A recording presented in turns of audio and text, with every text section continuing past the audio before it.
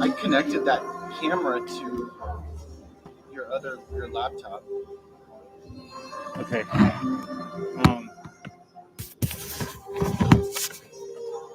I hope that people can see this. It's fine. It's fine, Chris. Okay. We're already going above and beyond with the live stream anyway, so it's fine. I don't want to spend too much time on that.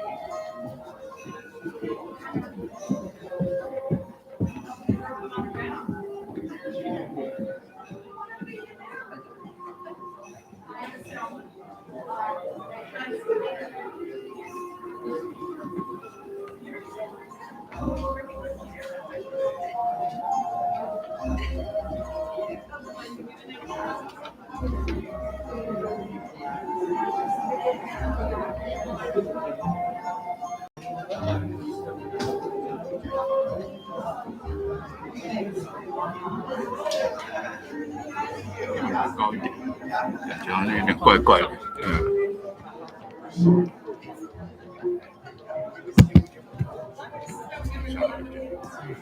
它这个不管用吗？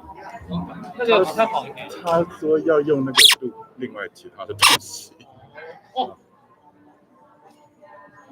那个才效果。他说那个像素很高。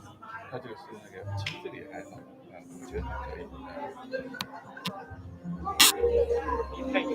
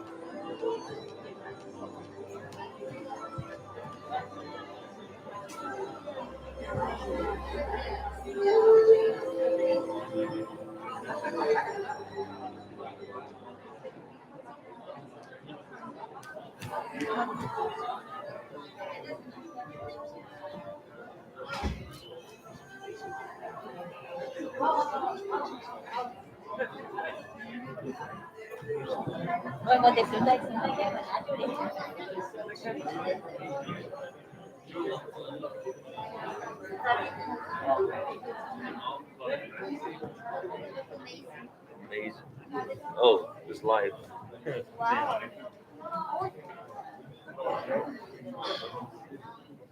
Ladies and gentlemen, thank you so much for coming out to the 40th commencement graduation for the Academy of Chinese Culture and Health Sciences.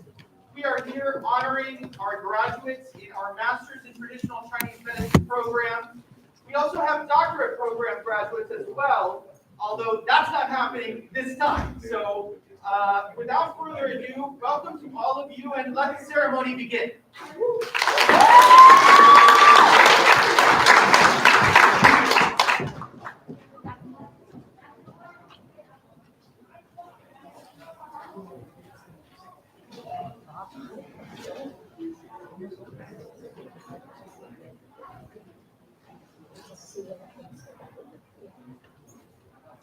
Ladies and gentlemen, welcome to the start of the ceremony.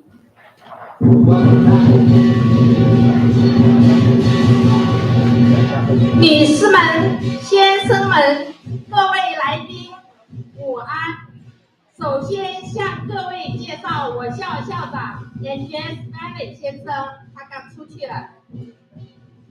然后他将亲自带领毕业生进场。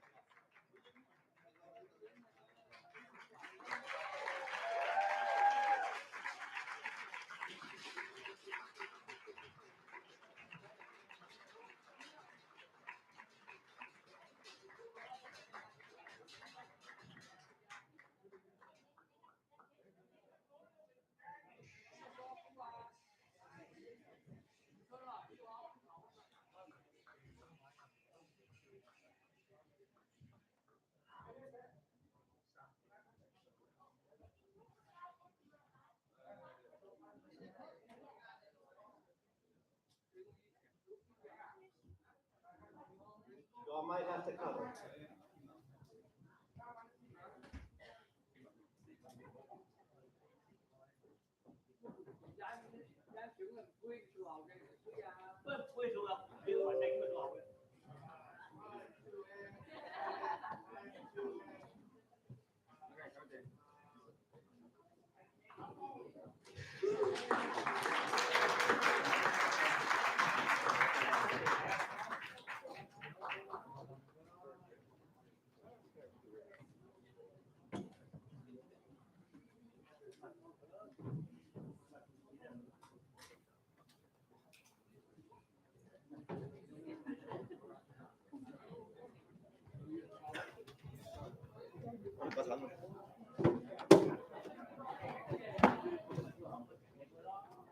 Thank you so much for our wonderful line dancers and musicians. The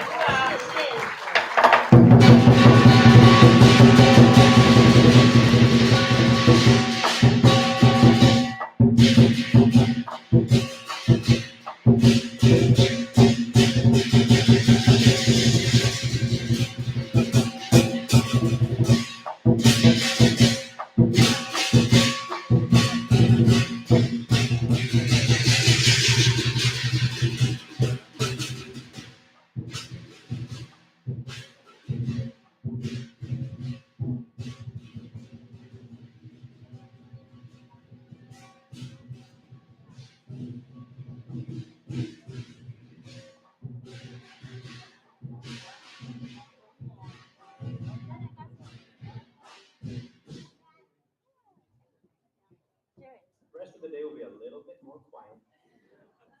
But next, I would like to invite Christy Lee up to the stage to do a land acknowledgement. 请 Christy Lee 特别致辞。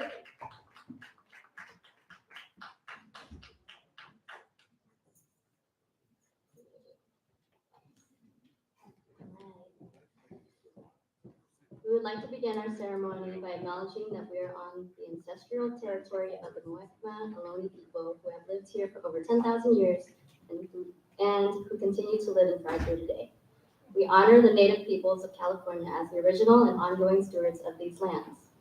We recognize that through a violent history of colonization and dispossession, today, as guests, we benefit from living and working on the traditional homeland of the native people. We wish to show our respect to them and their ancestors by acknowledging the injustices inherent to this history. We stand with the Muwekma Ohlone people and respect their indigenous sovereignty in this beloved ancient place. Thank you.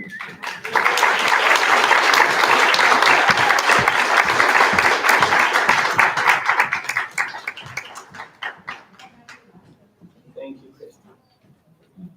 Good afternoon, everyone, and welcome to the Academy of Chinese Culture and Health Sciences 40th graduation commencement. We are delighted to see so many outstanding graduates, distinguished doctors, and honored guests here with us today. 欢迎各位参加美洲中国文化医药大学第40届中医硕士班毕业典礼。在这欢庆的时刻，我们很荣幸地邀请到了尊敬的贵宾们，各位医师、各位学生和校友欢聚一堂。I would first like to introduce you to some of the directors of our board, Dr. Yen Wei Chung,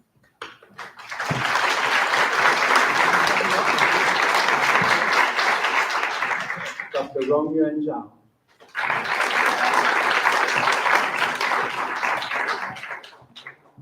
I would also like to take this opportunity to tell you a little bit about the Academy and its programs of study. The establishment of the Academy of Chinese Culture and Health Sciences in 1982 was the realization of the dream of our founder, Professor Cui Wei.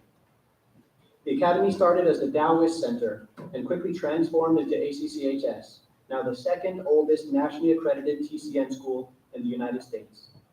A special characteristic of the school is its accessibility, with both affordable price and scheduling around student need being a constant priority. This was Sifu Cui Wei's dream and legacy. 现在我们想借此机会简单介绍一下我们的学校。美洲中国文化医药大学是在崔巍校长的努力下，在道统中心的基础上，于1982年成立的非营利机构。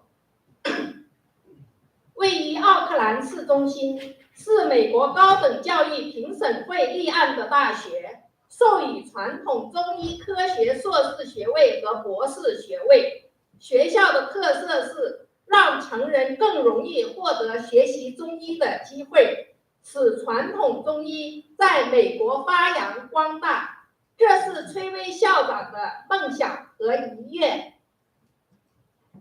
The Academy has several programs. We offer a master's degree in traditional Chinese medicine, a doctorate of acupuncture and oriental medicine, and a certification in Tuina, or Chinese medical massage. ACCHS emphasizes authentic Chinese medicine rooted in a cultural and historical context.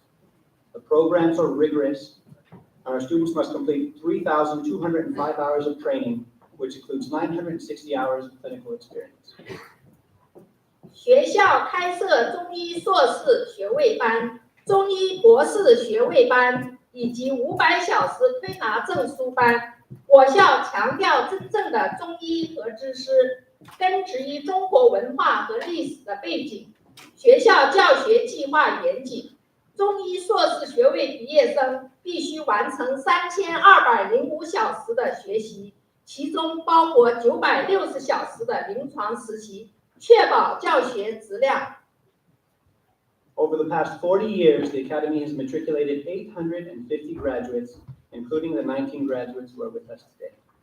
These students have worked extremely hard to complete their degree program, and once they have successfully passed board exams, will be fully licensed acupuncturists and primary healthcare providers. We are confident they will become distinguished physicians of Chinese medicine. 40年来，我校已经培养了850名中医硕士毕业生，包括在座的19位优秀毕业生。他们坚持刻苦学习，今天终于取得了硕士学位，并将全力以赴参加加州及全国针灸师执照考试。考试通过后，他们将是加州执照针灸师和初级保健医师，行医执业。让我们一起祝贺他们成功。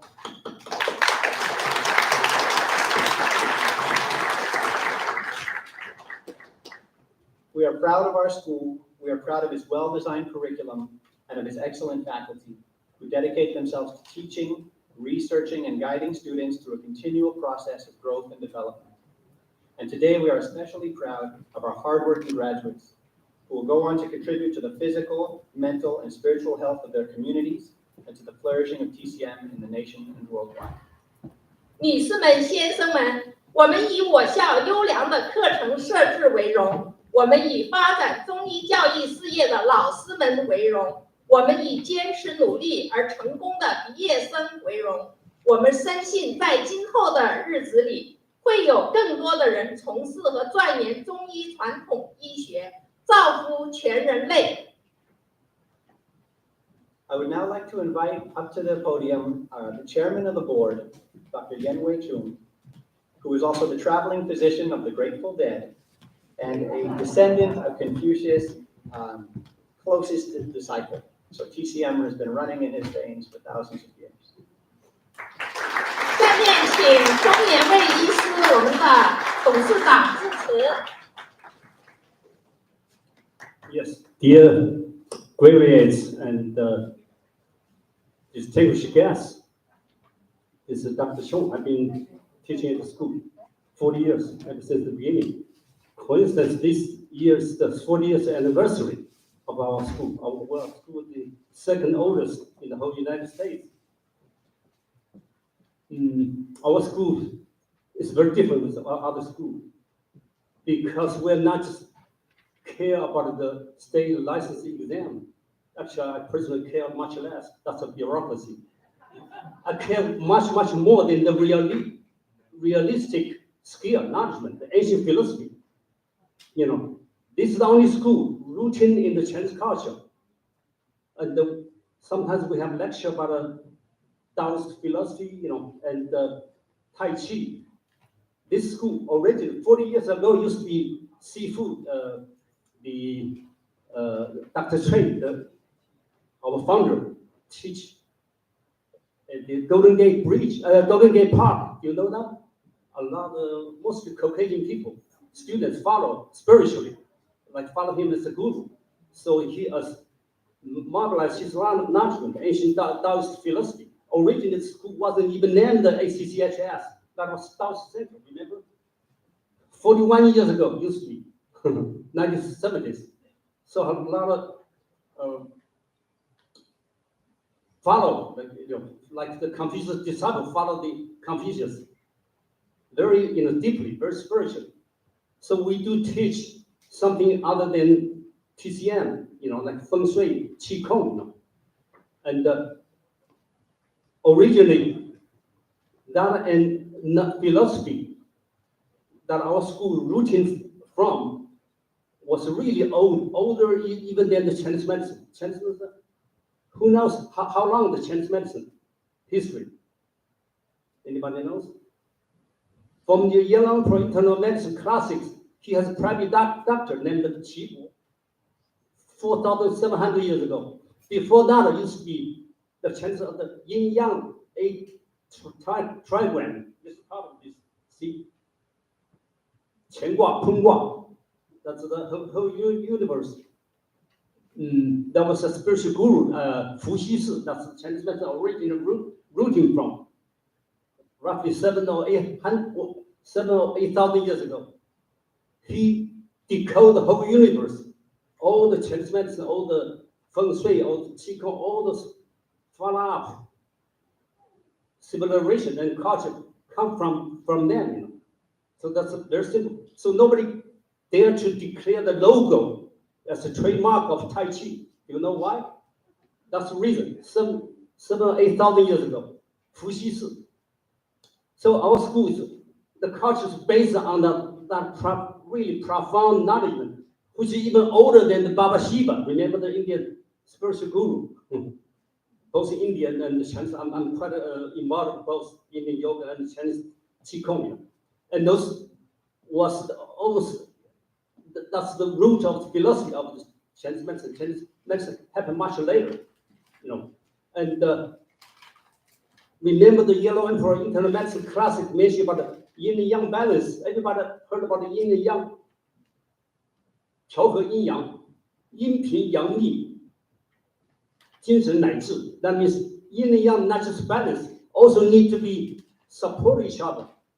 The yin has to be plenty and calm to avoid the hyperactive yang, which is like a mental irritation. Sometimes we're not really understand, but a lot of things we should know. Right now, late summer, for instance, people get mental irritation. Do you know this? People more active physically because the young, July, August. People also get mental irritation. More people on almost most major activities happen in the summer, vacation, graduation ceremony, whatever, big events. But people fight during the party. People like this get upset, get mental irritation. If you're smart enough, you can use the knowledge Chinese philosophy, calm the mind, yin ping yang ni. How? Easily. Summer diet, some bamboo leaves, watermelon, yuzu. Those things moisten the body.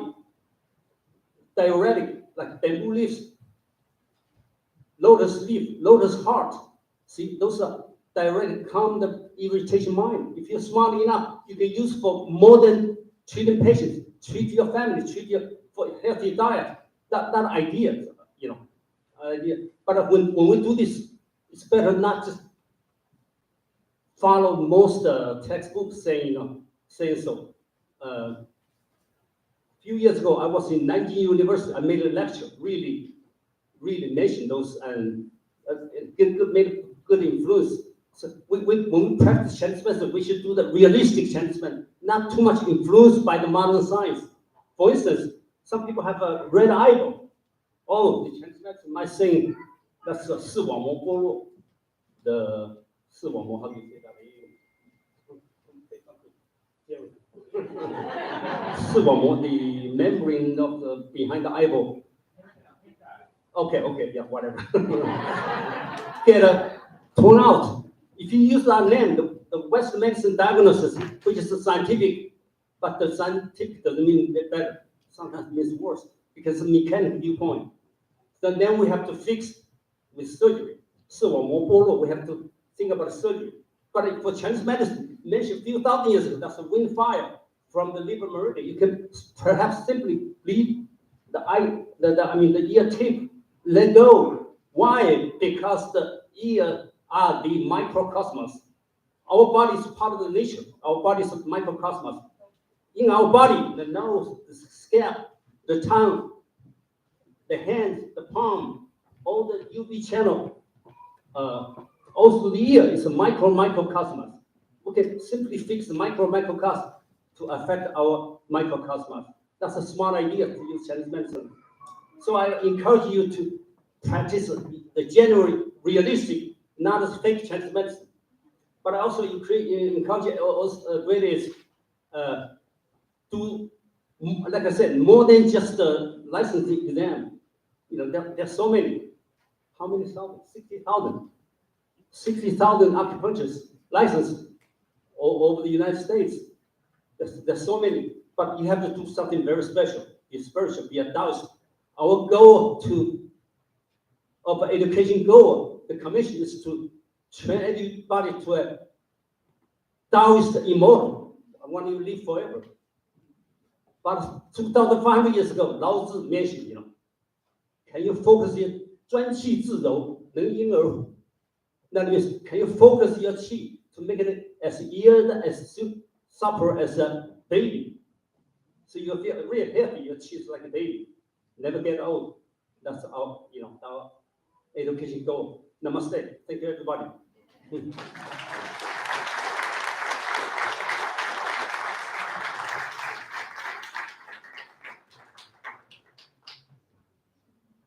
Thank you, Dr. Chu. Dr. Chu has been keeping it real at ACCHS for 40 years.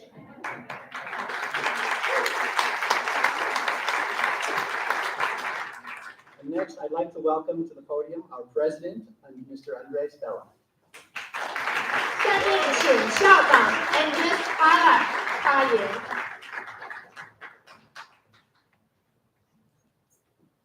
Thank you. Wow. Good afternoon, and well, congratulations to all of you.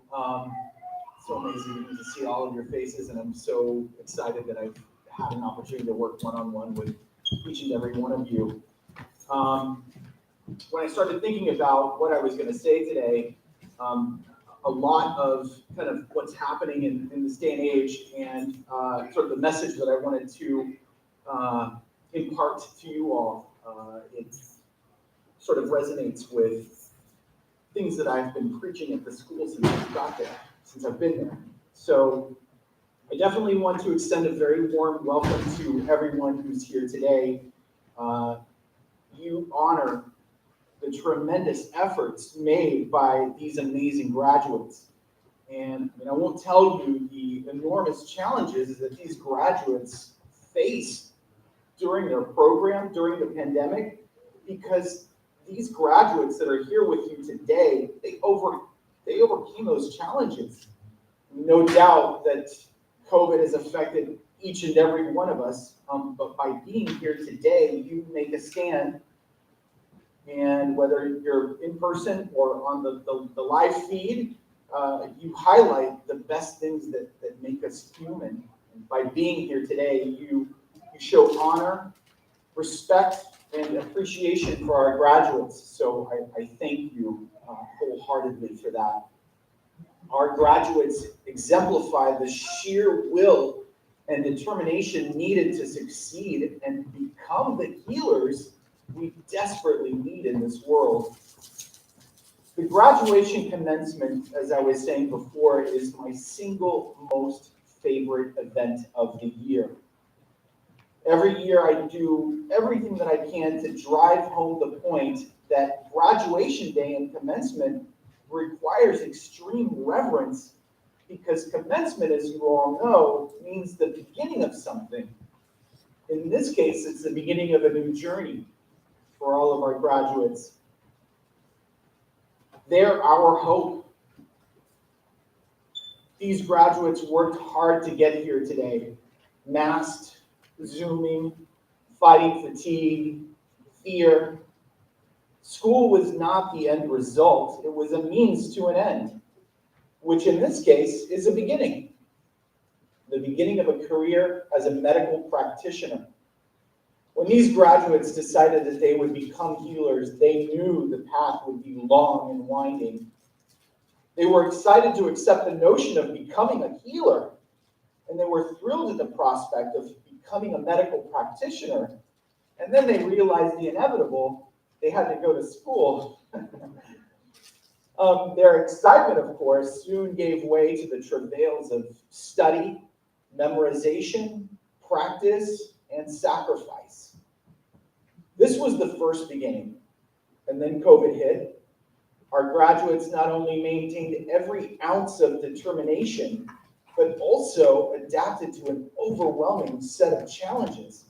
So the real beginning is today. Graduation is my favorite school event because it is the culmination of all of their hard work and sacrifice. It's the dream being realized. Everyone here can attest to the trials and tribulations of these graduates, can attest to the countless hours of studying and needling and herb formula memorization, the Zoom and the screen fatigue, the anxiety around COVID, commuting, face shields, vaccines, and finally, completion. This is why graduation is so special. It's a wonderful new commencement, probably one of the more beautiful moments throughout the journey of becoming a practitioner. And what is beauty? Well, in the immortal words of John Keats, beauty is truth, truth is beauty. It is all ye know on earth and all ye need to know. But before you leave the school and begin your journey as healers, I have a few reminders for you as you embark on this journey. I urge you to consider three things. I always come back to these three things: humility, unity, and school pride. Why do I mention humility? First, it's my favorite virtue and probably the one most lacking in the world today. Humility is humbleness, one's ability to put others first, to give importance and consideration to others first. Why is that so important? Because you're healers, emissaries of reparation, and you can't go around healing if you don't understand self-sacrifice. Humility doesn't mean that you have to compromise your values. It means listen more, care a little more, think about how to fulfill your needs and the needs of the community at the same time. Fortunately, by the end of this program now, you're up to your ears in self-sacrifice. So your ability to understand the virtue of humility, bravery, modesty, and reverence, it's got to be razor sharp. I mentioned unity for the obvious because there simply isn't enough of it today. With all of our technological achievements and scientific advancements, we have a tough time nowadays focusing on commonality. We're a polarized nation, but still we need to celebrate the things that bring us together as much as the things that make us different. Over the centuries, we as individuals focused on becoming independent. However, studies show that much more can be accomplished when we practice interdependence. In the world of politics and economics, we see so much separation, division. So what we need is a little more unification. By now, we all know we're different. So now we have to rotate to the other side of the circle and focus on our common goals and interests. Focus on like-mindedness and community, not on our differences, because united we stand and divided we fall. And finally, I have to remind you to honor your school, your instructors, and the hundreds and thousands of peers that will embark on the same journey to become healers.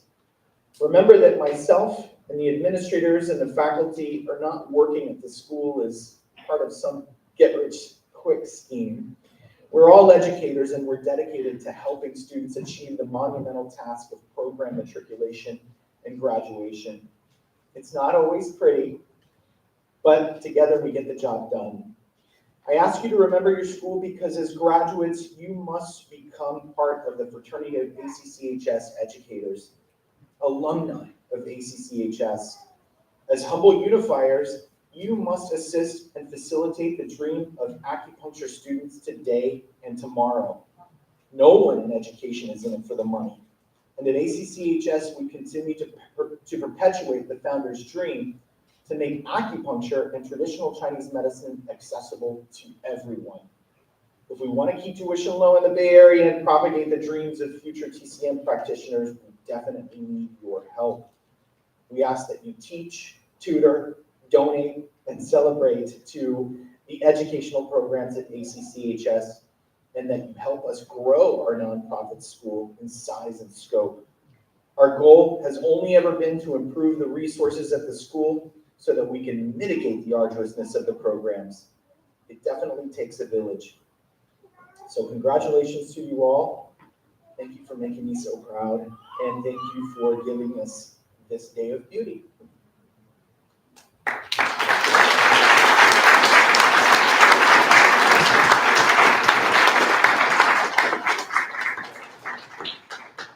Thank you, Andres. Next, I have the pleasure to invite board member Dr. Rong Yuan Zhao up to the podium. 下面请董事赵荣典医师致辞。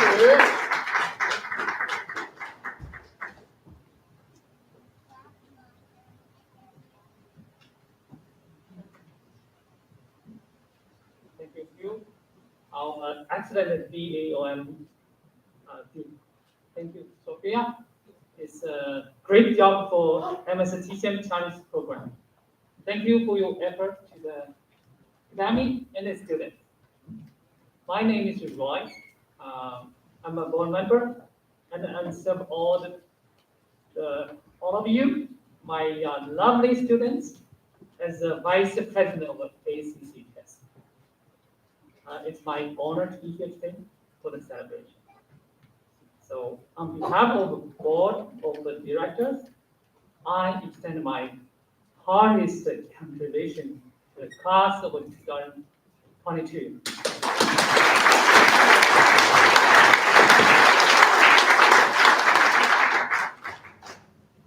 Yes, you made it. I'm so proud of you. Yes, I'm so excited too. So same with you. Yes, I talk to everyone. I'm very excited with this thing. I know some of you already are past the count check. So you're so great. Joshua, Dimitris, Furong, Ben is so great. But some of you, maybe you did not take the test yet. Maybe you not pass yet. But for all of you not pass yet, the mission of the academy not finished yet. The academy will try the best to help you and support you to finish the complete your work. Okay, we will work together.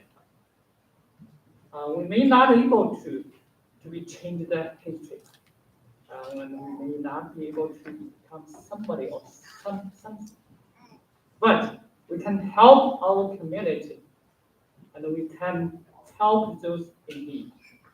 So please remember the first day you came to the ACC test. Do you remember that? And don't forget the reason why you come to learn the program. So the day and the reason will be always encourage you for your life. Again, congratulations for the class of 2022.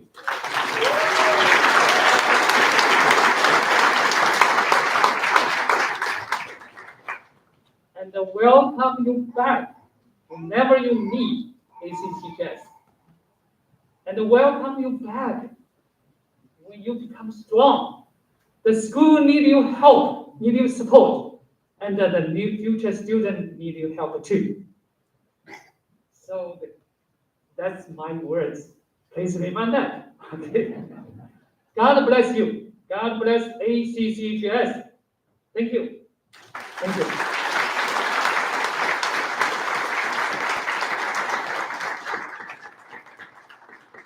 Thank you, Dr. Zhao. Next, ladies and gentlemen, it is my great honor to welcome our keynote speaker, Timothy Potts, up to the stage. I remember when 请主讲嘉宾 Timothy Potts 发言。 I remember very well when Timothy, or Teo as I've always known him, joined us at ACCHS, and I was just reminded in a brief conversation that it was more years ago than I thought. Time does fly by. But we were so lucky to have Teo for the years that we had him teaching in the herbology department, and really serving as mentor to so many of our students who've gone to intern with him in his clinic and carry on conversations. So a much valued member of our ACCHS community. Welcome, Teo.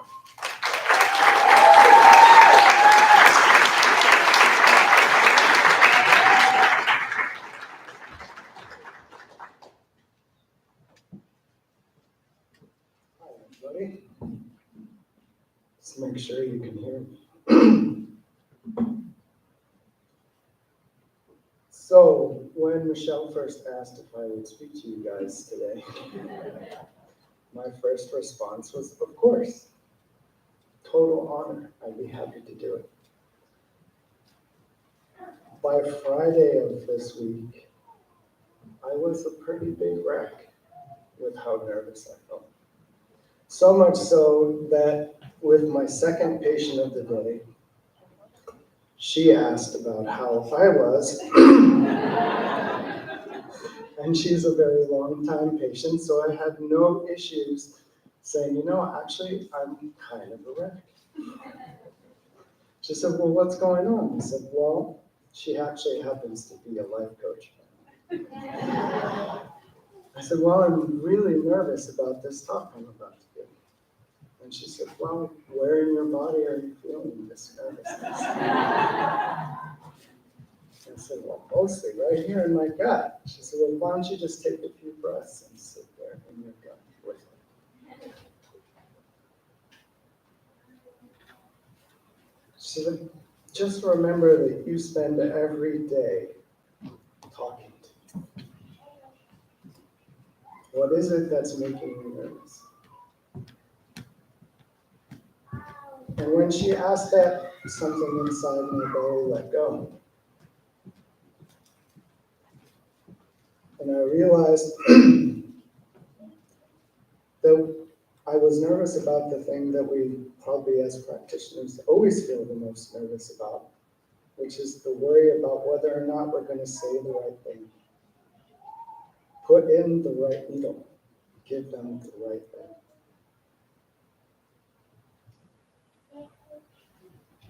And she said, well, what would you want them to do? Or she said, really, the thing you need to do is just settle into who you are and how you are, and just be yourself. Which was really interesting to me because as I had spent a lot of time thinking about what I wanted to talk to you guys about, what I wanted to talk to you most about was to just be yourself.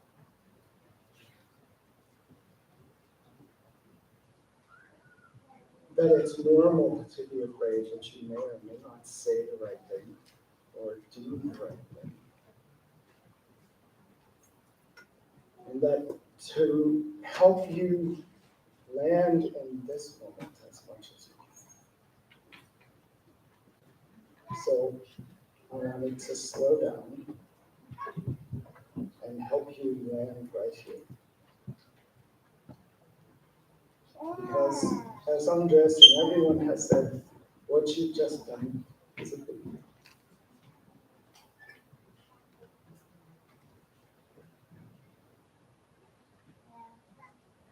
And it's changed all of you.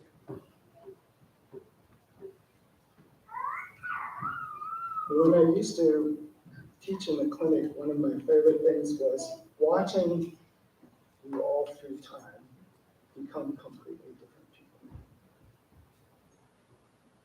All of you are adults, but nonetheless, who you are and how you carry yourselves in the clinic changes indelibly and all the time.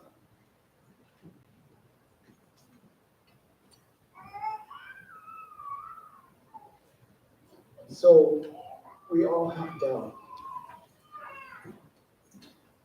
But when those moments come up, I want you to remember that you went through a lot. To whatever moment you're at with a patient,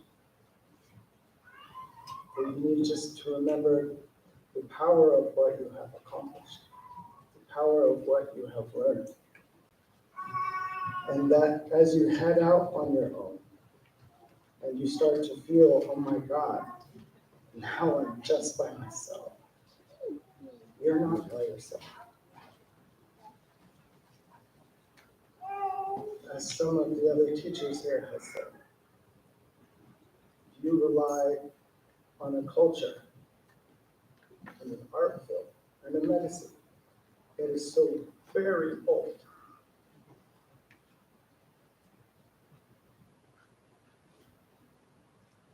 That you have ancestors, both teacher ancestors and your own ancestors, who are there with you always.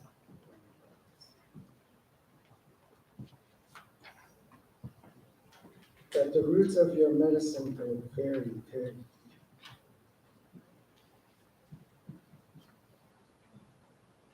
And that you represent the blossoming of those roots.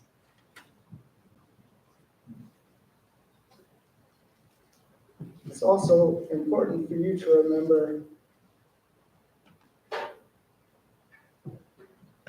I know when I first started studying this medicine,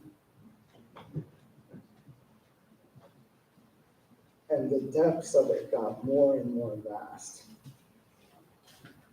that I often found myself saying, why did I not start studying this when I was 12? There's so much to learn. And that doesn't end. I still feel it. But I was sitting in a class taught by one of my dearest teachers. And it was in that moment that I realized, oh, I've been learning this medicine since I was born. So as much as this is the beginning of something, really it's just a continuation. And all of your moments are a continuation.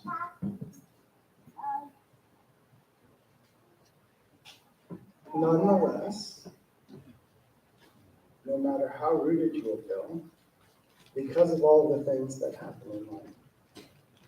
During COVID, I remember I was speaking to somebody that I went to school with, and we were talking about how hard it was to practice in the midst of COVID, and just about life in general. And he said, Teo, you know, sometimes I feel like life is like jumping out of an airplane with no parachute.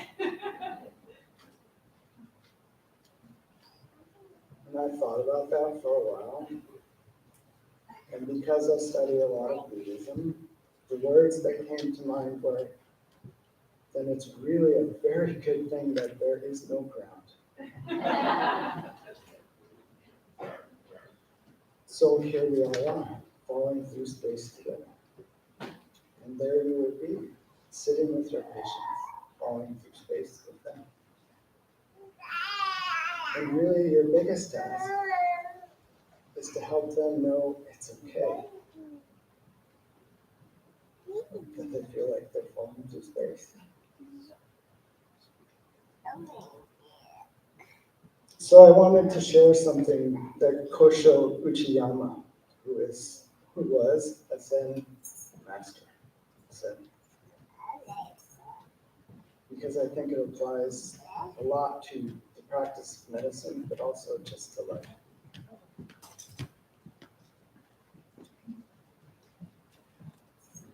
And he said,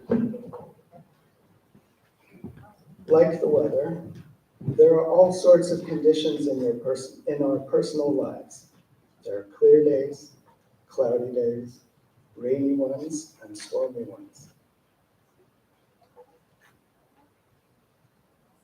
These are all waves produced by the power of nature and are not things over which we have control. No matter how much we fight against these waves, there's no way that we can make a cloudy day clear up. Cloudy days are cloudy.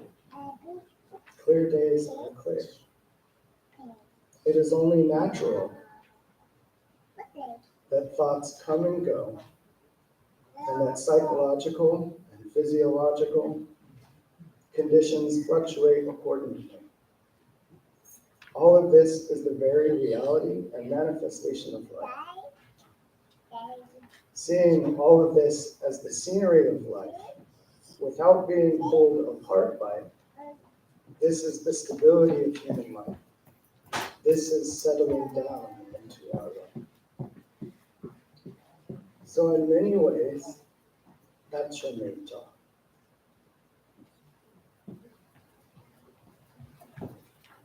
Help your patients settle into their lives. And one of the most important things to help do that, I think, is to remember that you're not supposed to try and get in front of them and pull them in the direction you think they should go. And you're not trying to push them towards something. The biggest question you should always have with each new patient is, what do you want out of this? Where do you want to go?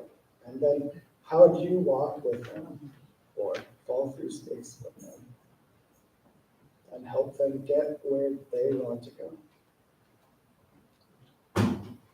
The good thing is that we have a medicine that's been developed over an inordinately long amount of time that can help people land just where they are. And that our needles and our herbs, our voice and our touch are a response to their questions, to their needs, that can help them settle into their life. And that over time, I've seen that more and more, I don't see my job really as making somebody better or healing anything in particular, as much as I see my job helping someone remember their own grace inside. Because no matter how healthy we make them, they will get sick. No matter how good we are at taking away their pain, they will feel pain again. And no matter how good a job we do, they all will die. So, help them land here.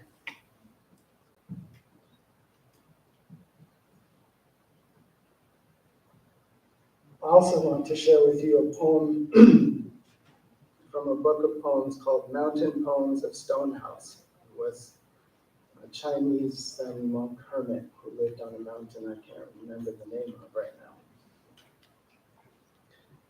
And he said, "This body lasts about as long as a bubble. May as well let it go. Things don't often go as we wish. Who can step back doesn't worry. We blossom and fade like flowers. We gather and part like clouds. I stopped thinking about the world a long time ago, relaxing all day in the teetering pond." That book was translated by a really, I think, genius man named Red Pine.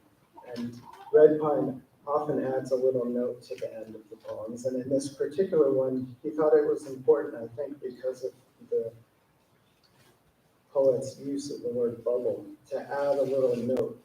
And he said in his note, "The Diamond Sutra ends with this gatha: as a lamp, as a cataract, giant waterfall, not a cataract in the eye, a star in space, an illusion, a dewdrop, a bubble, a dream, a cloud, a flash of lightning.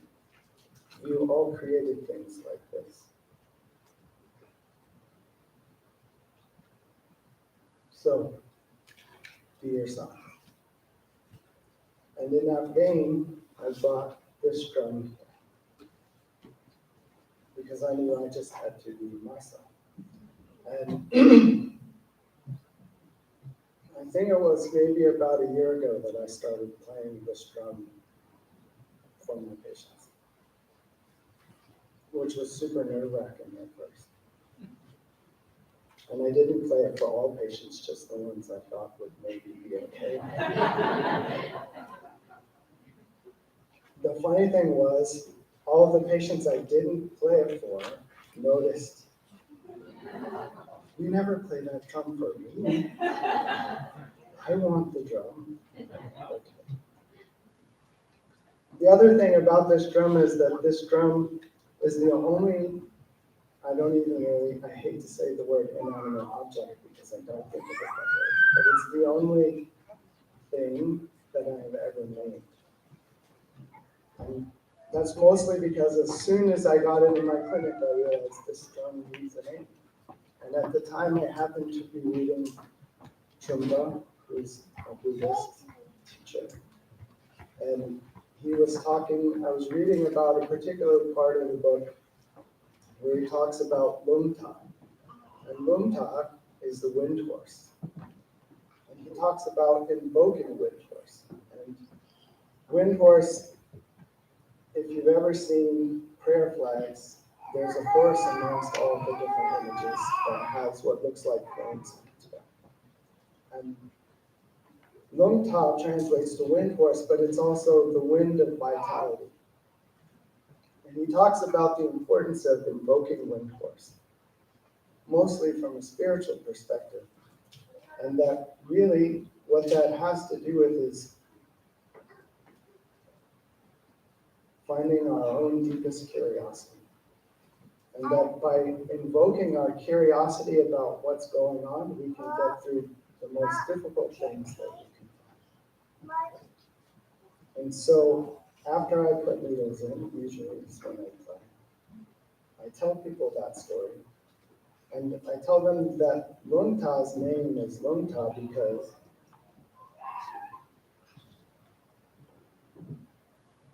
when the drum is played,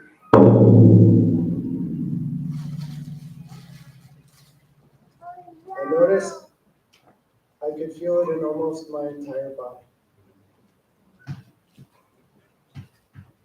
And Lungta just made sense as a name because I realized that if I played it for my patients, that they would be able to connect with all of the parts of them in every cell of their body that was curious about what the heck is going on.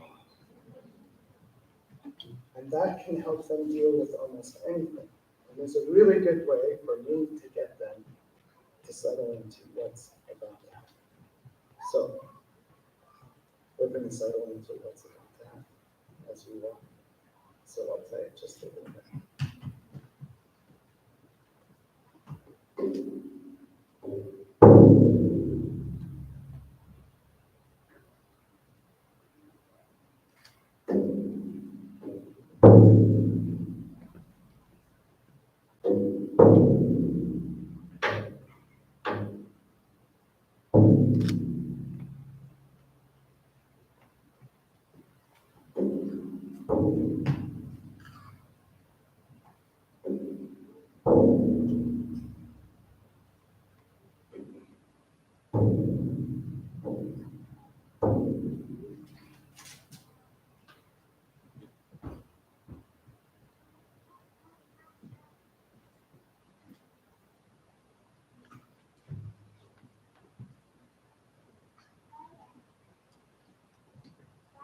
So, as I've said a few times over,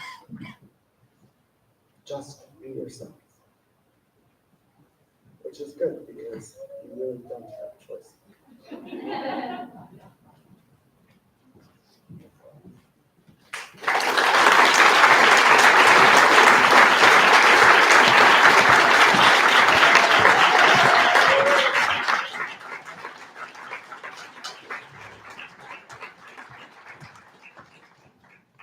Thank you, Teo. I was reminded, as Teo was speaking, that as a school, as an institution with the curriculum, the vast majority of what we focus on are what I'm going to call technical aspects of the medicine, knowing the foundations, the theory, being able to assess, to diagnose, and then intervene using primarily acupuncture, herbs, but also nutrition, movement, etc. But there's a whole other facet to what it is to be both a physician, a healer, and also a teacher. And that's simply our presence. And our presence is an emanation of who we are. And it had been a little too long, I think, for me that I hadn't heard Teo speak, and who he is comes out so clearly and so directly in the manner in which he speaks, and it interrupts, in a sense, the pattern of a world that urges us to rush and to be in a hurry and to feel that there's urgency. And so you've mastered the technical aspects of the medicine. You've either taken or will take your state board exam, which will test you in those capacities. But there are these other capacities that are lovely parts of who you will be and what you will bring to the people in your lives. Thank you, Teo, for reminding us of that.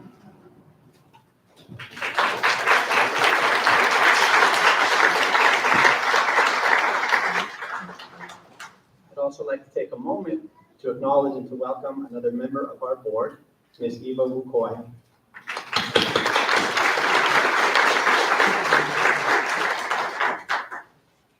Throughout their studies, the graduating class have learned from and formed relationships with many great teachers. The students have chosen two of these teachers today. So please help me to welcome to the podium Dr. Guo Zhengjie.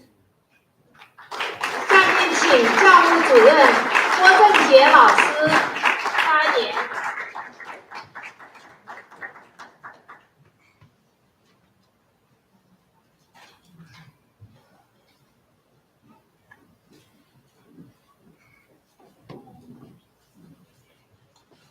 I guess it's offer that one Chinese, one English speaker. 各位光荣毕业的同学，各位辛勤的教职员工，以及尽心付出的校长，各位嘉宾，大家好。Good afternoon, honored graduating students, our committed teachers and staffs, devoted president, and special guests. Welcome. 首先在此祝贺2022年所有毕业同学，你们完成了中医硕士班的课程，即将展开悬壶济业的事业。First, I would like to congratulate all 2022 graduates that you have completed our MSTCM program and ready to start the career of healing the world. 你们经历了前所未有的艰辛大环境，包括历久不绝的新冠病毒、层出不穷的丑雅事件，以及其衍生的生活、经济、学习上的障碍，你们挺过来了，恭喜！ Your journey so far is unprecedented. The never-ending COVID-19 cases, the non-stopping Asian hate crimes, and the roadblocks in life, the economy, education that come with these issues. You power through them all. Congratulations.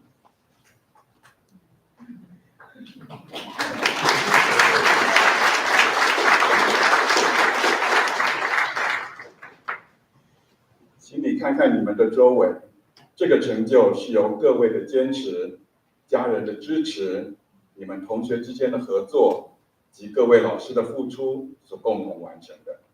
在庆祝你们完成学业的今天，不要忘了感谢他们的付出。Please look around yourself. This achievement is completed with your perseverance, your family's support, the cooperation with your classmates, the contribution from your teachers to complete this task. Today, when we are celebrating your graduation, please don't forget to show your appreciation to them. 在毕业之后，各位马上要考虑的就是通过加州考试的以取得针灸执照。所谓行百里路半九十，这最后一步，各位同学千万不要拖延。我知道各位在座的同学已经有人拿到执照了，恭喜！但是在还没有拿到执照的同学呢，请继续坚持下去。After the graduation, the first thing you need to consider is to pass the California acupuncturist licensing exam. I know some of you have already passed it. Congratulations. But some of you still need to continue this journey and prepare for this examination. This is the last mile of your education, and you should never postpone it, the last step. 但这并不是一个简单到你可以不用准备而完成的任务。在这段准备的过程，你的同学以及学校将继续是你最重要的资源。However, this is no simple feat that you can complete without a proper preparation. In the process of preparing for the exam, your classmates, the school will still be your most important resources. 时时保持您与学校的联系，还有跟你以及您的同学交换学习资源、考试方向，找出弱点，避免考试的盲点，能极大增加通过考试的几率。我希望所有同学都能够一次通过考试。Keep in contact with the school and your classmates. Exchange resources of review classes, the directions of the exam, find your weakness, and avoid blind spot in the test will greatly increase the chances of passing. I wish all students can pass KL on the first try. 回顾过去2年 ，COVID 对世界所造成的影响，我不仅深深庆幸我有中医的这个一技之长，让我能够冷静而自信地面对未知的挑战，更加令我坚信中医是永远不会过时的一门学问。Looking back into the global impact of COVID-19 for the past 2 to 3 years, I feel very fortunate to have Chinese medicine with me, for me to face the unknown challenges with calm and confidence, and make me more firmly believe that TCM is a timeless wisdom from our ancestors. 然而，我相信在座仍有不少的人觉得没有准备好独当一面，怕碰到疑难杂症的时候该怎么办呢？对此，我有一个不是答案的答案，足3理。大家先想一想是为什么？如果不明白的话，可以明天私下来问我。However, I believe some of you still think that you are not ready to see the patient by yourself alone, afraid of facing complicated cases. I have a virtual answer for you. Stomach 36. Why? I want you guys to think about it first. If you still don't have a clue, you can ask me tomorrow privately. Okay. 毕业不是学习的终点，中医更是一个需要终身学习的职业。除了规定的在教育学分之外，本校的博士班为您提供了晋升到美国中医教育顶点的道路，还有在网络上针灸师、经方的讨论社群，常年会有热忱的中医师在上面交流互助。我希望在中医这条道路上，你能找到志同道合的朋友，互相扶持，越走越高。Graduation is not the end of your study. You are taking a career that requires continuous learning. Besides the board and regulated continuing education hours that you need to fulfill, our DLM program is a great way for you to achieve the pinnacle of TCM education in the United States. There are a lot of web forums with veteran, passionate TCM scholars. They are brainstorming, answering questions online. I wish you could find friends with a common goal to help each other reach the top of the TCM mountain. 现在请大家想一下，当初中医为什么让你心动，而让你付诸行动，完成了今天的成就。我希望大家在以后遇到困难的时候，能够常常想起这个初心，保持动力。我祝大家都能完成自己的目标，成为一个好的中医师。Now I would like to ask you to remember why Chinese medicine touched your heart in the first place, and made you make a decision to take our classes and to complete your education today. I wish everyone to remember this, we say the beginning of the heart when you have encountered difficulty in the future. I want to remember this and keep motivated. I wish you can all reach your goal to become a great Chinese medicine healer. Thank you.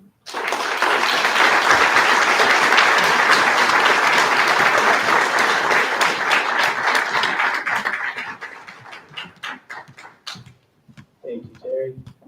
Hearing words of encouragement and inspiration from you is always a pleasure. And I appreciate the plug for the DAOM program. Everyone heard that part, right? All right. Next, I'd like to welcome as well Dr. Anya Yudin Bailey up to the podium. 下面请教师代表安雅致辞发言。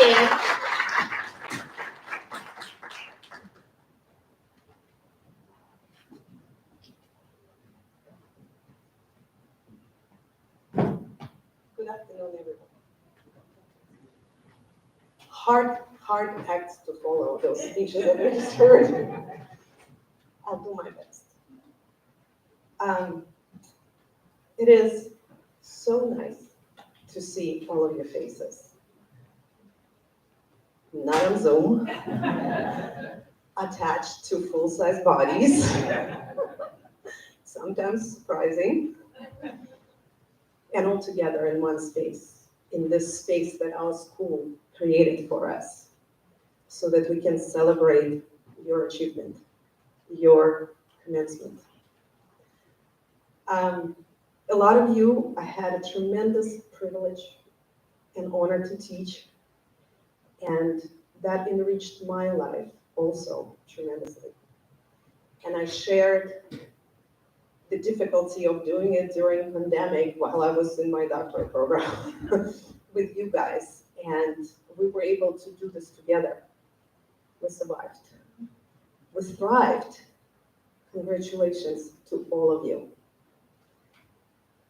And I'm really grateful that Andreas and other speakers already spoke about that very eloquently, so I don't have to go into that. But what I want to talk to you about is how momentous this occasion is. It's not just because you're done with studying. By the way, not true. You're going to continue studying your whole life. And I hope some of you will come and join the doctorate program, because I'm telling you, it's the best in the country. Okay? And it's not because you now are allowed to sit for the exams. Some of you already did. Hey, made mama proud. All of you are going to pass with flying colors. I have no doubt of it. And it's not just because it's in the pinnacle of your achievement and all of your hard work. It is a momentous occasion because you're going to go into the world, and just like that proverbial butterfly flapping its wings and causing a hurricane somewhere else, you will create a ripple effect. And that ripple effect has the potential to change this world. And I truly believe this. It's not just grandiosity on the speech for occasion. You know me, I wouldn't say it otherwise. If there is one thing that I want to bestow on you today, it's this: the great joy and the great responsibility of this profession is that you get to change people's lives. And with that, you have the capacity to change the world. And it starts very simply with you going out there into the world with the view of the reality as an intricate interplay of mutually dependent and mutually transforming absolute of yin and yang. And it's this view and the view of a human body, which is more than just the sum of its parts, which are for some reason named in Latin just to make it harder for us to pass exams. It's not just the sum of the cells. It's a conduit between heaven and earth. And it's ever changing with the seasons. And it's always connected by myriads of complex processes to the rest of the biosphere. And think of it, if more people thought that way, how much this world has changed.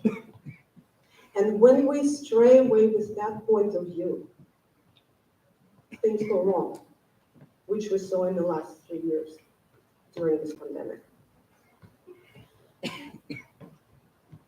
And the fact that the human body is one with the universe, whether you recognize it or not, it doesn't change that fact. It is inevitable that you carry this view into the world because that's what this medicine is based on, that philosophy. And you will represent this view of the world and these principles that we all study together in your point protocols and in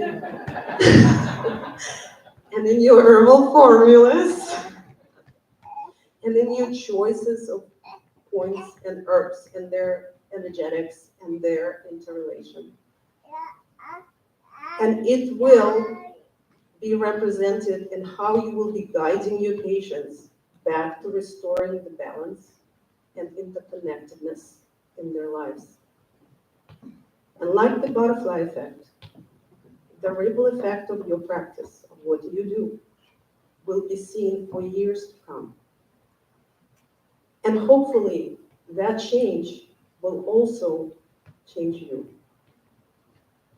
It will manifest in your practice and in your daily life in so many different ways, making it so much more meaningful. By seeing your patient relax for the first time in days and fall asleep when you place one needle. By getting a phone call from a patient who is running late and saying, please wait for me because there's one thing I want to do today and it's get on your table. By celebrating, I don't know, reduction of protein in their urine because of the herbal treatment you gave them. You will have those moments and you will understand how deeply you're able to change their lives. And you will recognize that now you're living the life of purpose. And that makes all that hard work so worth it. Because, believe me, there's nothing more satisfying than a life of service. I've been thinking a lot lately about the way we in the Western civilization perceive the concept of service. It's often mentioned in negative connotation, customer service, right? And we think of it as not what we do as a service. We think of it, oh, those are jobs. Means to an end. We do them, we go home. Hopefully we don't hate it in the morning when we wake up because there's some good people to talk to. Hopefully. But when pandemic happened, all of us all of a sudden recognized that some people out there are in service to all of us. And they're in service to the society. And you remember what they were called? They were called essential. And that concept of being essential and in service that's essential to the society. And the fact that our profession, recognized by state of California and many other states as essential during pandemic, that should give you pride and a huge sense of responsibility. And you know, when the pandemic happened, each of us practicing this medicine had to ask ourselves a question. Am I ready to practice it as I am essential? And some of us did not feel that way for a variety of reasons, and it's okay. But a lot of us recognized that that's our moment, and it wasn't about whether we're going to do it, it was about how, and then we went to work. And we truly were essential to the success of people who had to live through this pandemic. whether to treating COVID directly or by reducing their stress or by helping them continue receiving pain treatment, we were essential. I had a conversation with a patient last week who is kind of new to me, and who came with very unusual case, very enigmatic case that he saw multitude of Western practitioners for, they just don't know what to do with him. And I took him on, and he asked me, as I was placing needles, do you realize that I'm a skeptic? And I really had to fight with myself not to say, and here you are, hoping for a miracle. But instead, I said, I love treating skeptics. I love discussing, answering their questions, demonstrating to them that this medicine does not need you to believe in it. Yes, I believe patients' faith is an important factor in their own healing. It's part of their participation in their own healing. And I do believe that placebo is not a dirty word. It's just that the science designated somehow that word to describe what they cannot understand, that energy of participation, that energy of hope, and how it influences the outcomes.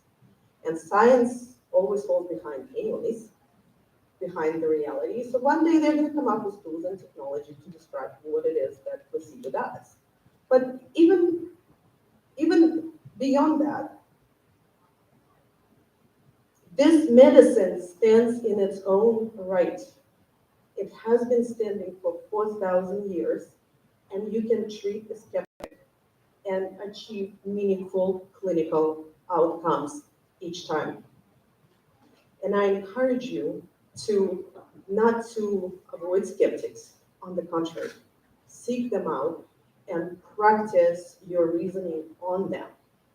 Help them see how powerful this medicine is, and help them recover their health through that. But also, and you heard this from me, guys, radiate your own strong energy. Foster your own health every day. Do not forget, it's your own energy that will get the patients through the door. Yes, marketing. Yes, lead generation. Yes, all of those things, referral. But the number one thing that brings patients into your clinics, into your care, is your own personal energy. Cultivate, cultivate, cultivate. And finally, just because I know some of you are still studying for the exams and trying to decide what to do next, I want you to think about what kind of practitioner that you want to be. And use this time, not just for fire drills, but to create this vision, this energy of dream of who you are and what your place is, and put it out there so that the minute you get that license, you can hit the ground running because the world needs you. And know that everything you need to pass the exams is there. And you're actually ready to practice. You've been taught well by many esteemed teachers. Get out into the world and create your butterfly effect.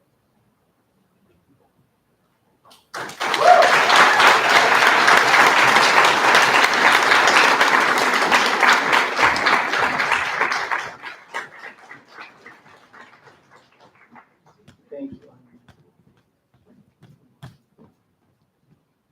And now it is with pleasure that we welcome students from among the graduating class, chosen by their peers to speak on their behalf. First, I'd like to welcome Katie Wheeler-Dubin to the podium.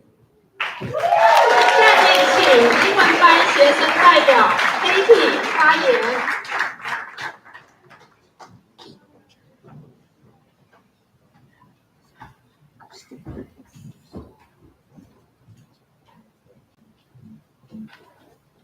Good afternoon. Thank you for all being here. Parents, family, teachers, friends, mentors, everyone here is responsible for our collective success. So please.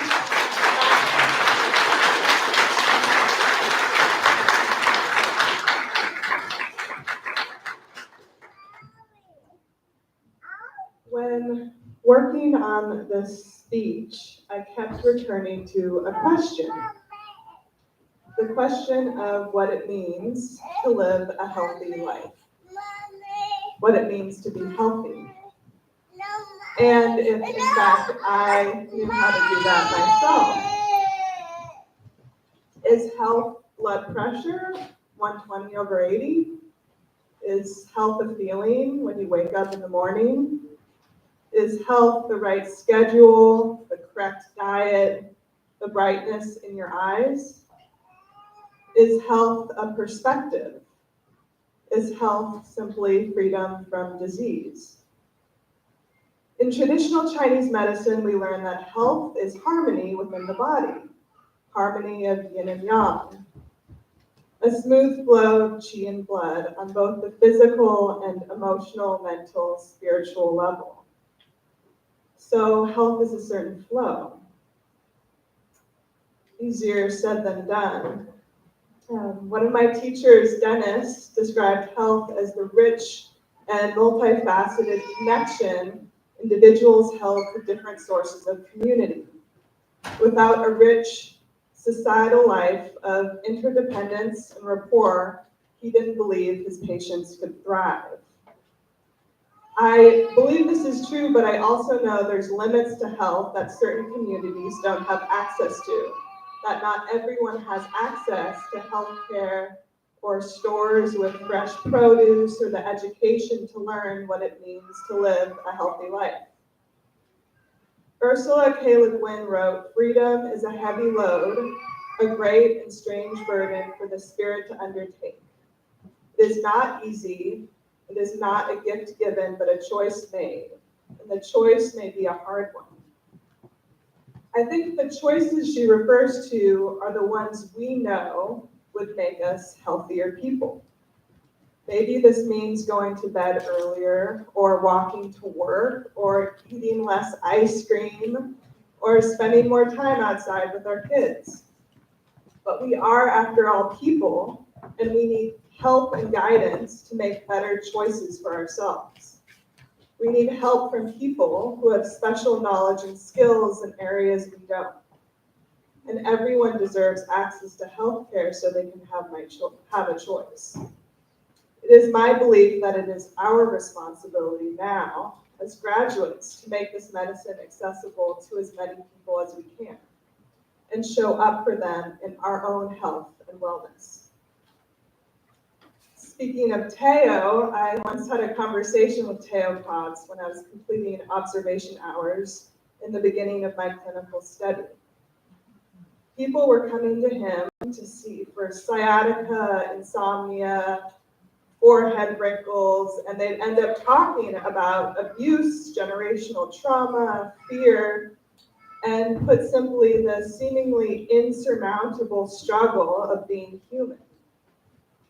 Observing his practice from my stool in the corner of the treatment room, it felt like such a huge job to not just pick out acupuncture points or a treatment strategy, but to simply listen, to sit with what his patients were sharing about their lives and their hardships. He described the work as an unrelenting attempt to help without always or actually knowing if it was working. He said, "You don't always know. You won't always know if you're helping. But the point is, you keep trying." I felt this way throughout grad school. I wasn't always sure if I would learn enough, memorize enough, be enough, but I kept trying. We all kept trying. And we got here. As we celebrate this marker today on what we've accomplished, surviving the fire hose of traditional Chinese medicine school, for most of this meant more than just 3.5 years. This meant 7 years. It meant career changes, divorces, births, illness, a pandemic. Yet Lao Tzu said, "A good traveler has no fixed plan, and is not intent on arriving. We're on the next step, passing KL, treating patients. Our education will continue in the treatment room. Our patients will be our next teachers. I think two people coming together to focus on health creates something more neither could do alone. Perhaps the practitioner and the patient are the original Dwayel combination. I want to quote Ursula K. Le Guin again, who wrote, "Love doesn't just sit there like a stone, it has to be made like bread, remade all the time, made new." For us to practice this medicine, we must keep making ourselves into practitioners. We must keep seeking and understanding our own relationship to health. At this point in our journey, like the contradictory relationship of yin and yang, we know a lot and we know very little. I hope we keep learning more and not less. Ted Kapchuk said, "Illness contains the seeds of health." If our practice begins as an investigation of pain relief, insomnia, indigestion, may it grow into an opportunity for change, into conversations about movement, transformation, eating well, resting, listening. Let us be those guides, teachers, and practitioners who can help people return to themselves. And let us do the same for ourselves. Mary Oliver, in her poem Wild Geese, says it better than me. You do not have to be good. You do not have to walk on your knees for 100 miles through the desert repenting. You only have to let the soft animal of your body love what it loves. Tell me about despair, yours, and I will tell you mine. Meanwhile, the world goes on. Meanwhile, the sun and the clear pebbles of the rain are moving across the landscapes, over the prairies and the deep trees, the mountains and the rivers. Meanwhile, the wild geese, high in the clean blue air, are heading home again. Whoever you are, no matter how lonely, the world offers itself to your imagination, calls to you like the wild geese, harsh and exciting, over and over announcing your place in the family of things. Thank you very much.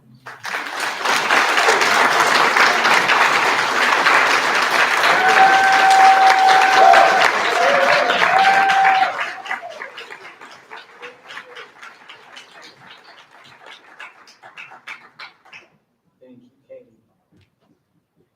And now it's with pleasure that we welcome Ben Ta up to the podium. 下面请中文班学生烟塔发言。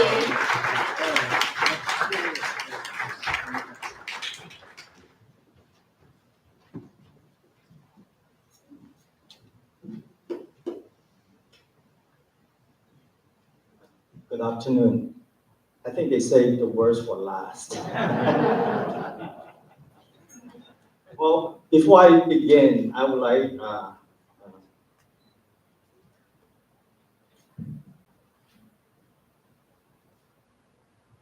to thank my wife first. I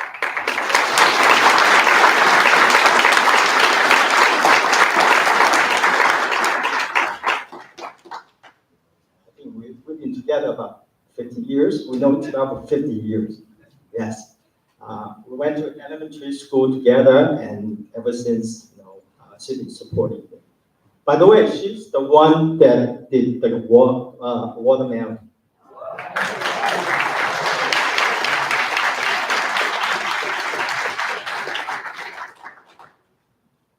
Okay, so with all the speech is so beautiful, and so diverse.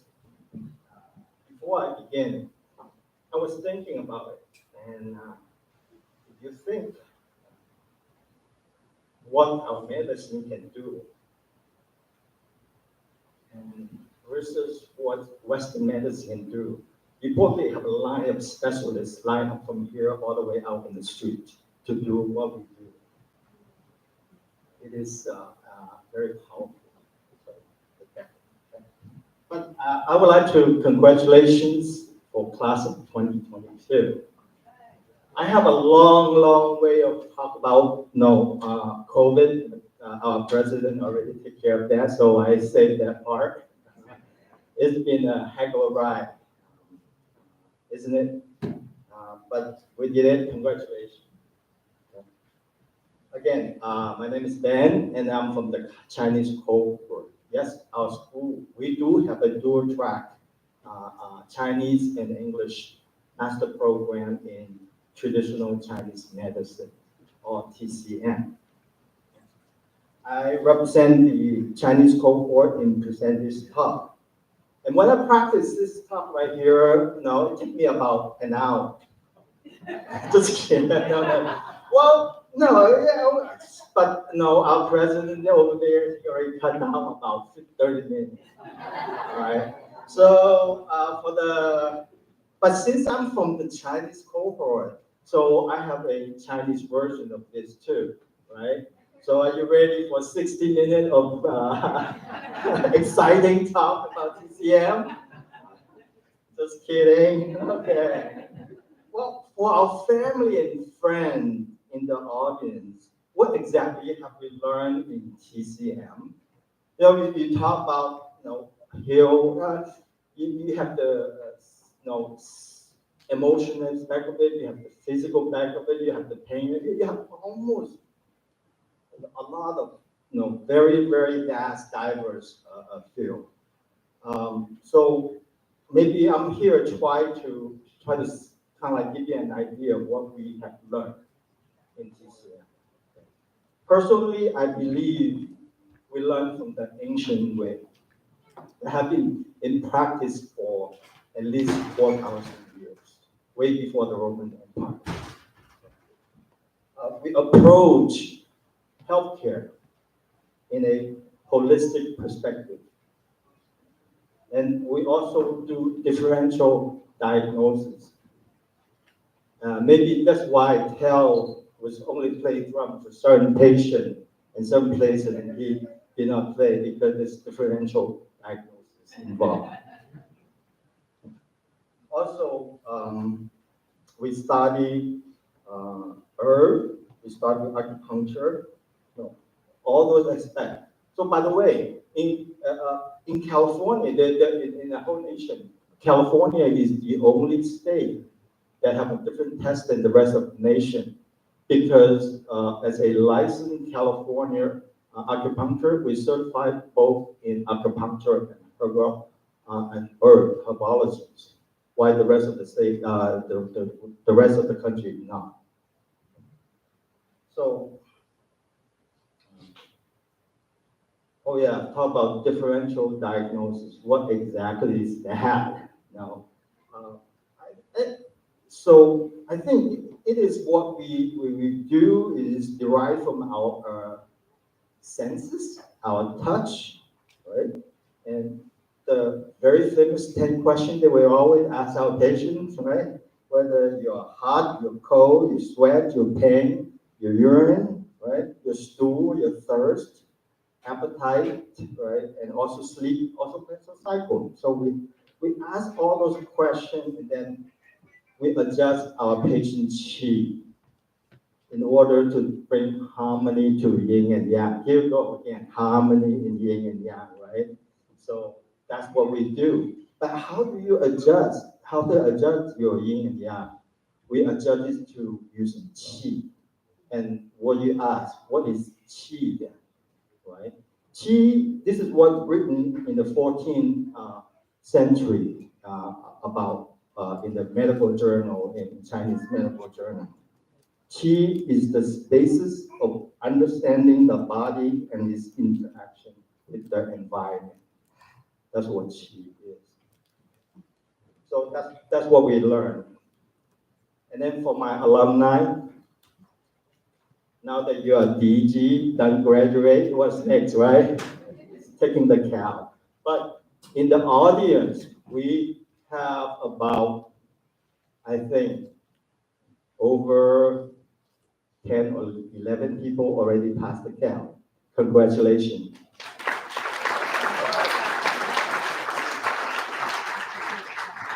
I think we break the record because according to the California Board of Exam, last year pass rate for our school, do you know what it is?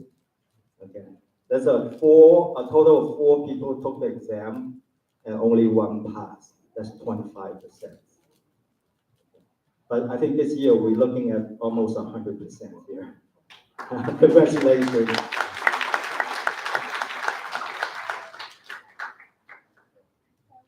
So, for those that have not passed the Cal, is this a hard test? I can assure you that it is a hard test. Because I just took it last week and I did pass.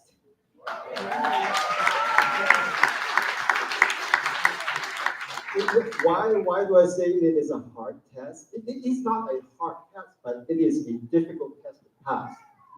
It's not hard. I was looking for, challenging question about, different protocol for different formulas, but it's not there. It's just, very, very fundamental, and it's just so much. Right? It's very difficult to pass. Believe me, I know what's hard is, because in my previous job, I have to dealing with, I have to study what's called intercontinental ballistic missile. Yes, ICBM. You talk, yeah. So compared to ICBM, it was hard. So I don't recommend you to really go solo and don't study and go into the test. Therefore, I have this 10 thing. So the 10 question, I have this 10 thing for those who are going to take the test. Okay.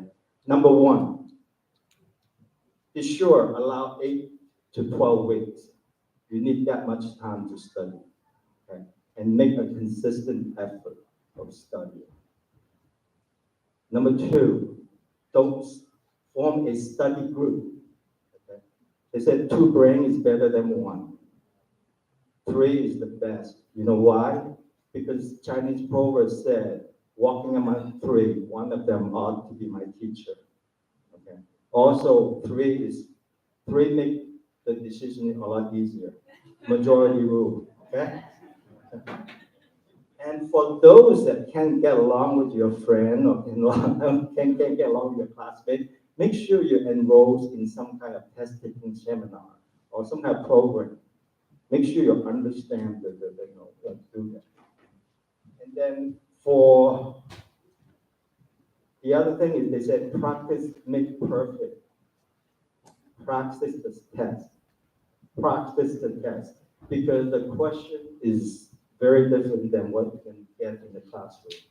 The question is there to test your knowledge and is there to kind of like this, put distraction, a lot of distraction. You really, really have to know your stuff. So practice test. And on the first Tuesday of every month, TCMtest.com have a free test. You can practice it. Okay? All right. And well, practice it. And then the other thing is, if you kind of like, don't understand something, always ask. Reach out to your friend, your classmate, your teacher. The only stupid question that you do not ask is the question that you do not ask. So reach out. Reach out, and we are here. We are here for each other. Oh yeah, when you take the test, start saving some money because it costs a lot. 1,500 to be exact, okay? So by the time you pay everything, it's gonna cost you about $1,500 to take the exam. Okay, taking you to on the day of the test, don't cram the day before. It's too late. If you don't know it, it's already too late. So be in the best mind, best state of mind. Take a rest. Go on a hike and then get real good sleep because sleep, by having a sleep well, you can really, have a sharp mind to take the test. Because there are 200 questions on the test, okay? So, and you have 5 hours to take the test. That means 1 minute, 1.5 minutes per question.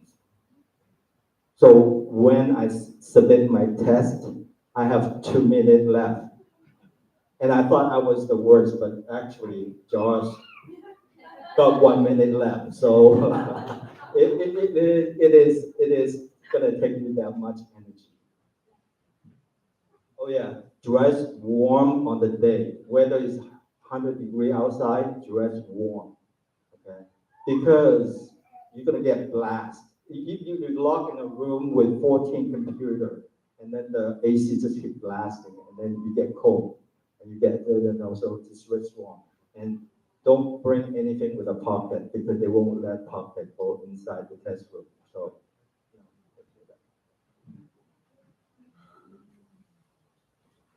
All right. So now if you pass the test, you pass the CAL, what's next? All right. Well, I did a Google search, when we talk about changing life, changing everything, but I did a Google search. The average salary for for California, so it's pretty high, California is pretty far apart. The bottom 10% is $30,000 a year. So that means, no, the bottom of the average is $60,000 an hour, a year, not an hour, right? So that means $32 an hour, that's average. But the bottom 10% make only $30,000 a year. That's about $17 an hour, okay?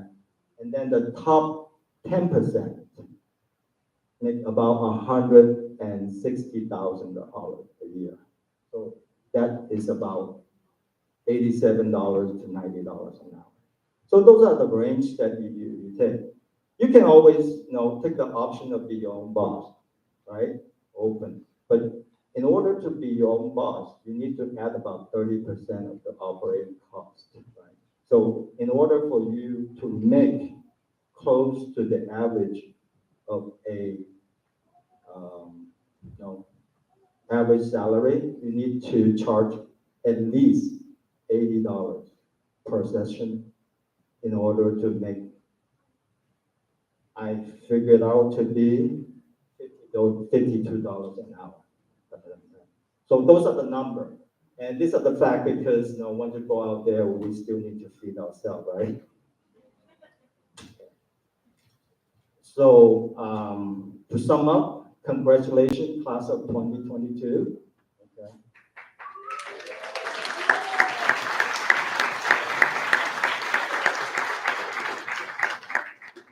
TCM is all about the ancient way. That's what we study. We study the ancient way that put in practice for thousands of years. Okay. And it's about the harmony of yin and yang. And we achieve harmony of yin and yang by adjusting the qi. Thank you.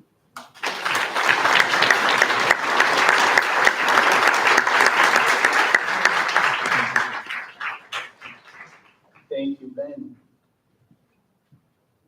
You've been called in many ways, graduating class of 2022. You've been called to be healers. You've been called to be in community. You've been called to be human. You've been called to be yourselves. I think now you've been called to be rigorous and methodical in your thinking as well. And in Ben's speech, I couldn't help but think of a Wenbing scholar and author. I believe it was Wu Zhitong, so a Qing dynasty physician in a period of epidemics. And he said, if you practice medicine and are not, it wasn't methodical, but it's something like that. If you practice medicine and are not methodical, it is better not to practice medicine. So it speaks to the importance of what we do, the gravity of our decisions, our interactions, the fact that people trust us with health and maybe their lives, And so Ben's very analytical guidance and advice is something we should all take to heart as well. We will now show a presentation, a special video entitled Seafood's Legacy, the 40-Year Journey of ACCHS. 请各位来宾观看介绍我校的视频，影片是师傅的传奇，美洲中国文化医药大学40年的光辉历程。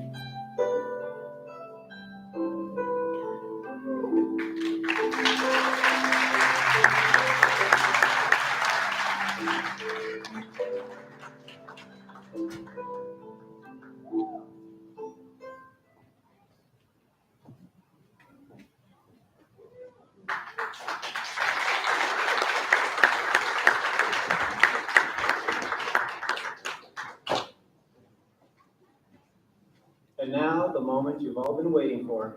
Our president, Mr. Andres Vela, will confer the graduate degree of MSTCM to our graduating class. 现在一点激动的时刻到了，请校长 MSTCM 和董事长钟延卫医师为2020-22毕业生颁发硕士学位证。Will the first row of the graduates please line up? And I'm inviting Dr. Chung, our chairman and long-term contributor to ACCHS, to help me confer the degrees as well. The light of this candle represents the spirit of Chinese medicine, which has been continuously transmitted from teacher to student for countless generations. This tradition is now inherited by our class, this next generation, who represent the future of Chinese medicine in the U.S. 这个蜡烛代表着中医事业的传承精神。今天本届毕业生将继承这个传统，象征着我们中医事业在美国发扬光大。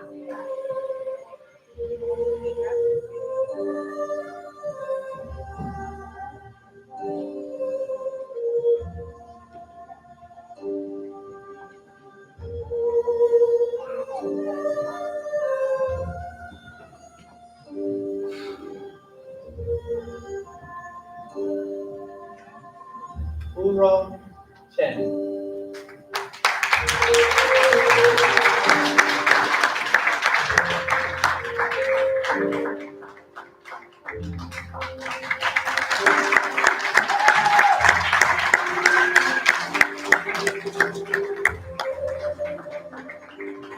John Biscuit.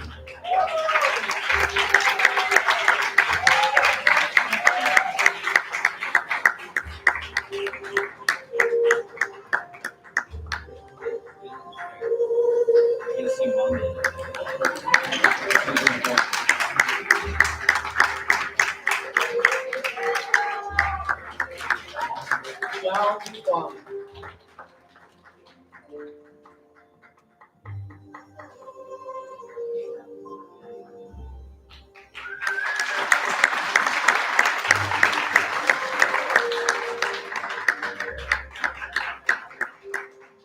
Caroline James.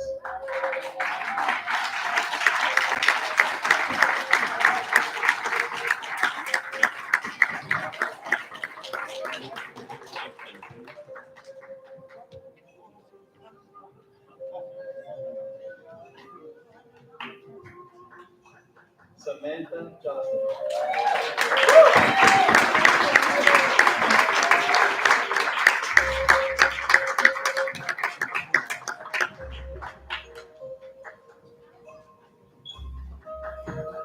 Joshua Lorenzi.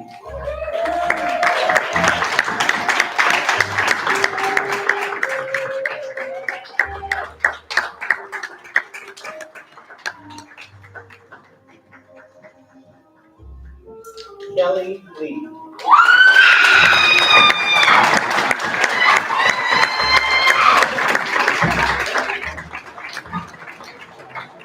Is there no one here to support Kelly?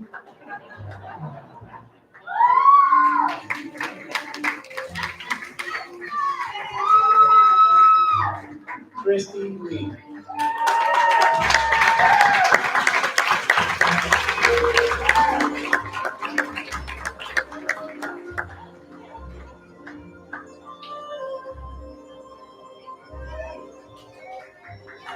Bliss Lindsay.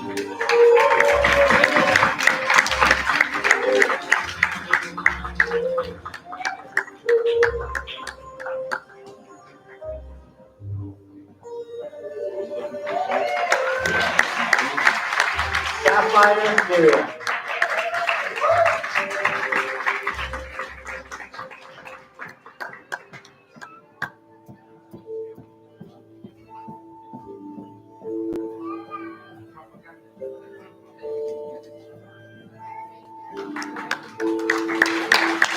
Kevin Russell.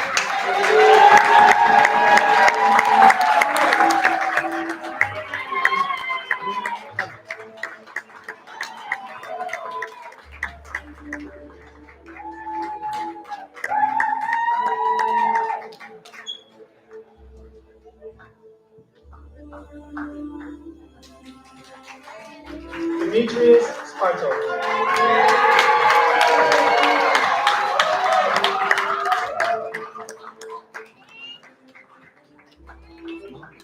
Ilya Demid.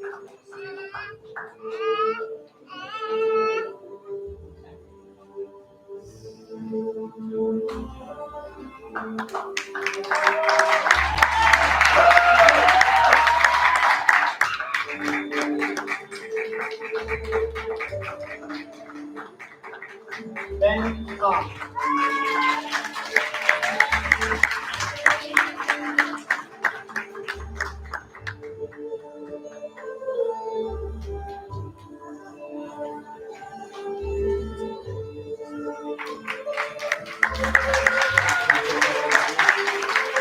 Michelle Thompson.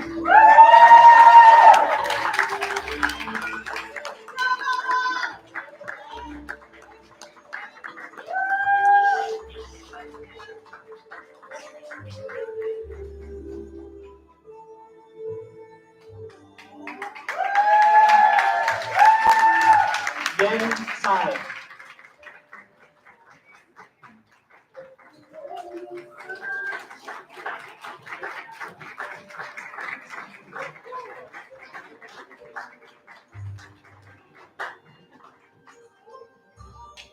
Katie Wheeler Dubin.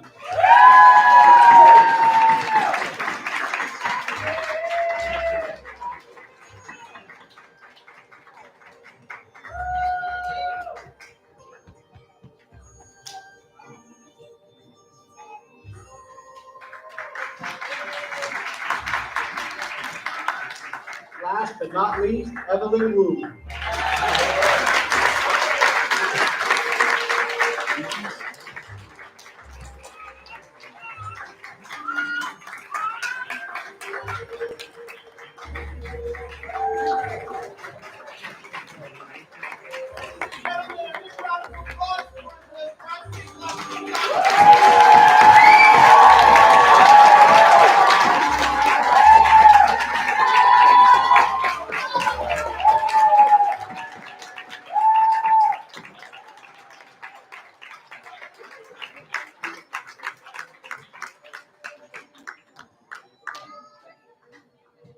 In true Confucian spirit, we now give you a moment to show your appreciation, graduating class, to the people who have made this possible. Please turn and acknowledge your teachers, your parents, families, and friends, all the people who helped you make today a reality. 让我们热烈祝贺4届、22届毕业生、全体毕业生。现在请毕业生向后转身，感谢老师的培养和感谢家属的支持，三鞠躬行礼。We now 一鞠躬。2鞠躬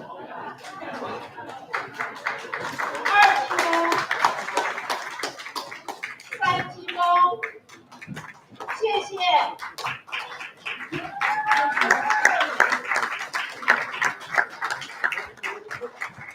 We now ask the ACCHS community, the graduating class, esteemed faculty, dedicated administration, and supportive board members to please come to the stage for the official group photos.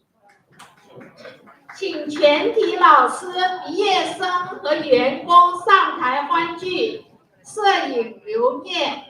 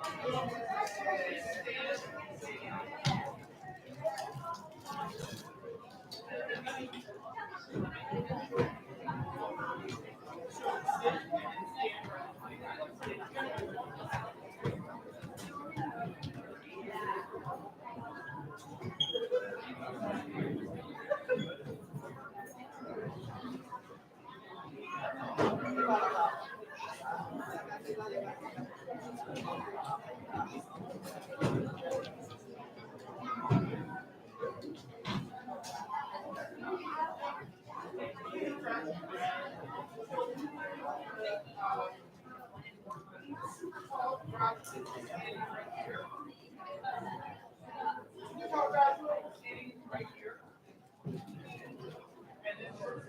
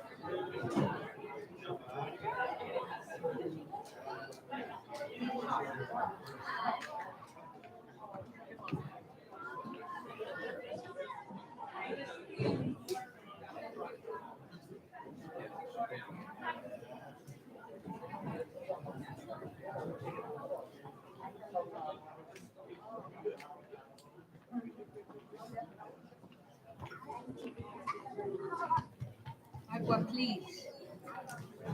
Oh, so. Come così momento. Così momento.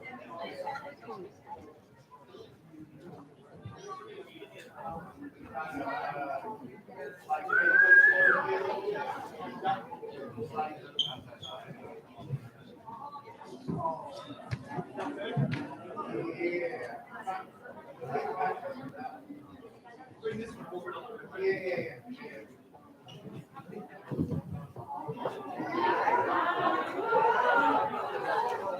Does that look good? That way, bring it closer in.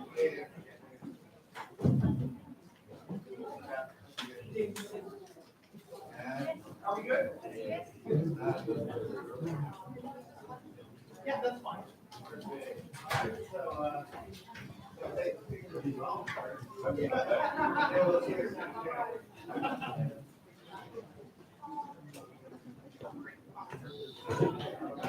Guys, on the phone here. All right. 1, 2, 3. Stop a few of them. You ready? 1, 2, 3. Yeah.